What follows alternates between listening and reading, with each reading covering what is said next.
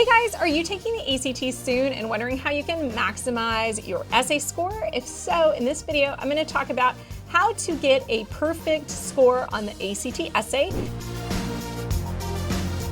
I have been tutoring the ACT for a really long time, over a decade and a half. As an adult, I've scored perfectly on the ACT essay. I've also coached students to top scores on the essay as well. I've coached students now not only to a perfect score on the multiple choice of the ACT, but I now have a student who scored perfectly on the multiple choice of the SAT just this last week. If you want to know all the secrets that helped everybody get their scores to super awesome places, SupertutorTV.com. We have 2 online courses. We've got the best ACT prep course ever, the best SAT prep course ever. It is over 100 hours of video. We have pacing guides that are like what I would give you if I were your private tutor, that give you like weekly assignments so that you can pace yourself through the course depending on whether you have a month or 2 months or 6 months, whatever you've got. So you get that efficient learning that's sort of the core of good private tutoring. If that's out of your budget range, we have lots of free videos here on YouTube, so make sure you subscribe to our channel and also check out our mailing list. It's also totally free. SupertutorTV.com/subscribe, and we will send you updates on new videos that we have, on any new news that we have, etc., etc. So make sure that you sign up. You can also find us on Facebook, Twitter, and Instagram. So plug in. What I'm going to do, I'm going to give you guys 3 basic tips for how to really elevate your ACT essay from maybe an essay that's scoring an 8 or a 10 to that perfect 12. Now, if you're wondering, like, how do you even approach the essay? How do you get into this? Our blog post for this video is going to go into more detail on that. And I'm actually going to adapt one of my old blog posts on how to write a great ACT essay into the blog post that goes with this video. So if you want something more in depth, I really encourage you to go to that blog. You can find the link to that in the description for this video. So this is a sample prompt. If you want, you can pause the video right now and read this. You can also go to ACT Inc. and read it for yourself. This is just their free essay prompt that they have. I am not a part of ACT. I'm not affiliated with them. This is their copyrighted material. I'm just commenting on it as an educator. So in summation, our sample prompt up here is basically talking about how robots and machines are like taking over the world and all of our jobs. And down here, we have kind of 3 perspectives on what's going to happen as automation sort of takes over the workplace, right? And in perspective 1, we have this idea that what we lose with the replacement of people by machines is some part of our own humanity. Even our mundane daily encounters no longer require from us basic courtesy, respect, and tolerance for other people. That basically we become less human as we let more machines into our lives, and this is bad, right? So that's perspective 1. The second one, machines are good at low-skill repetitive tasks and precise jobs, and in those cases they're better than humans, and that efficiency means everybody lives in a more prosperous and progressive world. Yay! Machines are awesome, they're fast and wonderful, yay! Last one, intelligent machines challenge our long-standing ideas about what humans are or can be. This is good because it pushes both humans and machines towards new, unimagined possibilities. So this is this idea that this is like why we have science fiction movies, because it challenges like, what does it mean to be human? So if you're really into Blade Runner and Philip K. Dick novels, this is the perspective for you. Thumbs up if you even know what I'm talking about. The way that I like to start writing my essay, and this is my first tip, is I like to start writing from what I say the inside out, meaning the first thing that I'm going to do is I'm going to try to figure out my body paragraphs, and I'm going to try to figure out what evidence I'm going to use. Now, evidence can come in many forms. Evidence can be specific examples or stories or anecdotes. Evidence can be a historical example. Evidence could be logical reasoning. So for example, I'm going to use some logical reasoning and a little bit of my everyday experience to come up with an example that pairs with perspective 1.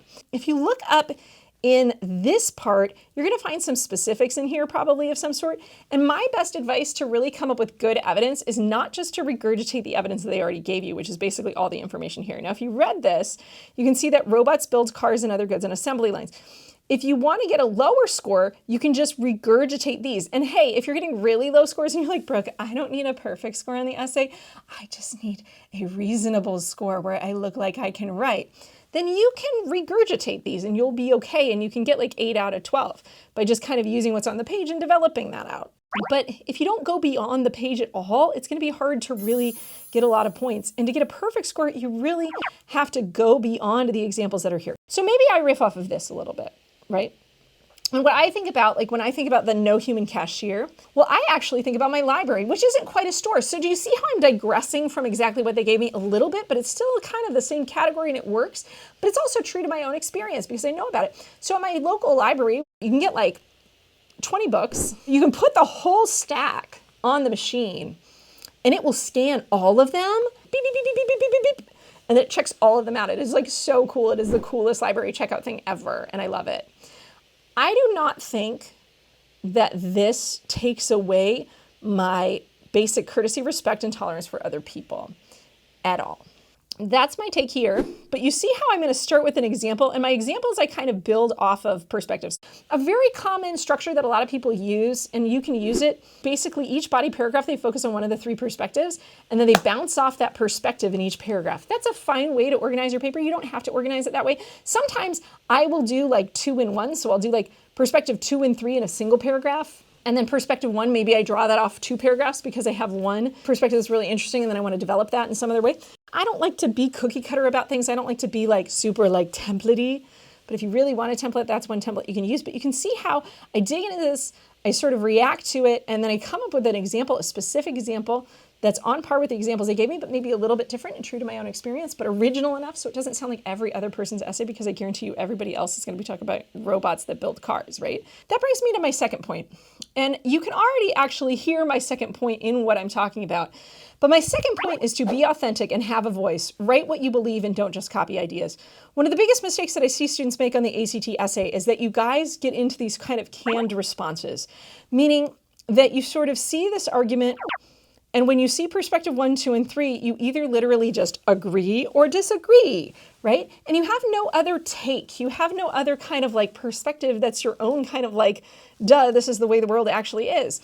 So you want to speak in a way that feels really candid and really honest and makes sense, right? So how do you do that? Well, first of all, you've got to make it real, and you've got to interact with this in a way that puts it in context and that makes it valuable and that makes it worth talking about, right? You saw how when I gave this example of me and going to my library and like checking out these books, and I'm like, that does not kill my humanity. I'm sorry, that's like ridiculous. And that's just me being straight up. When I read this, I think that sounds like a bunch of baloney. So don't be afraid to call out the baloney that you see in these perspectives and say, I don't buy that. This is my own experience, and this is truthful, and this is how I see it. Don't just like nod and smile and write what you think everybody wants you to write. This one I think is actually really easy to be very real world about. Some of them are going to be harder, and some of them you're going to read and you're going to be like, I do not care about this at all. And that's when it's even more important that you get like really authentic in the way that you respond to things. Remember, you can also agree with half and disagree with the other half. That's called qualifying an argument, where you go in and you say, this is true, but this isn't true, or this is true, but only when this particular case is happening.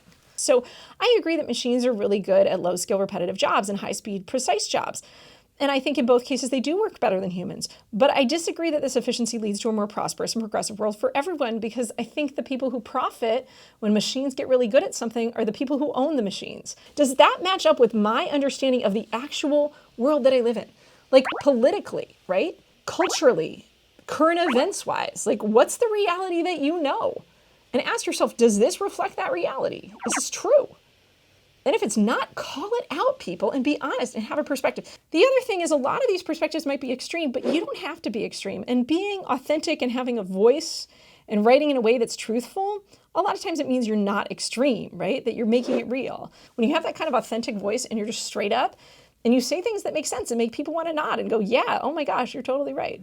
My third tip for your perfect ACT essay is to create a conversation. And what I mean by that is you're interacting with these perspectives in a way that says, hey, a lot of people might think this, but I think this. There's a book called They Say, I Say. We will put a link to that book, but it's basically by these folks, and they wrote this book about how academic writing has conversations in it. And what that means is that a lot of writing, an effective tool for creating interest and importance and making ideas matter, is to bounce ideas off of the other ideas that exist in the world. So you can say, some people believe la la la la la, but in fact, I believe la la la la la, right? So it's a way of creating academic writing that's more interesting because it's in conversation. And what I mean by in conversation is it's really interacting with the perspectives. If you don't interact with the perspectives and you just write your opinion, you're not going to get full points. So to get those full points, you really have to interact with these perspectives, at least one, probably more if they're good. But I've certainly seen some ACT topics where it's like you look at the perspective and it's like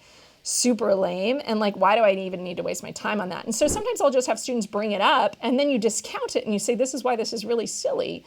And then you say, this is actually what we should be worried about. And then that what we should be worried about becomes your whole paragraph, and that's fine. You're still creating a conversation because you bounced your idea off of this other idea. So don't write in absence of the perspectives. Don't just mention one once and then assume you can just write whatever you want the whole time. You want to create that conversation, bouncing off these ideas, qualifying these ideas, agreeing with half of it, and then completely disagreeing with the other half. If you want more practice with the ACT essay, in addition to this intelligent machines prompt, we have free prompts that you can get at SupertutorTV.com. Check out the blog that goes with this video, and we will show you how to get those free prompts so you can practice more. I wrote them with my team. They're not official prompts, but they're more practice prompts, and they're totally free. So you can go to our website and download those. Those are kind of my 3 tips for how to elevate your writing, right? How do you go from the 10 to the 12? How do you go from the 8 to the 12? I hope you guys like this video. If so, please give it a thumbs up. Subscribe to our channel if you haven't yet. If you're studying for the ACT soon, check out other videos. We have lots more videos for the ACT, so check them out. And I will see you guys next time on Super Tutor TV.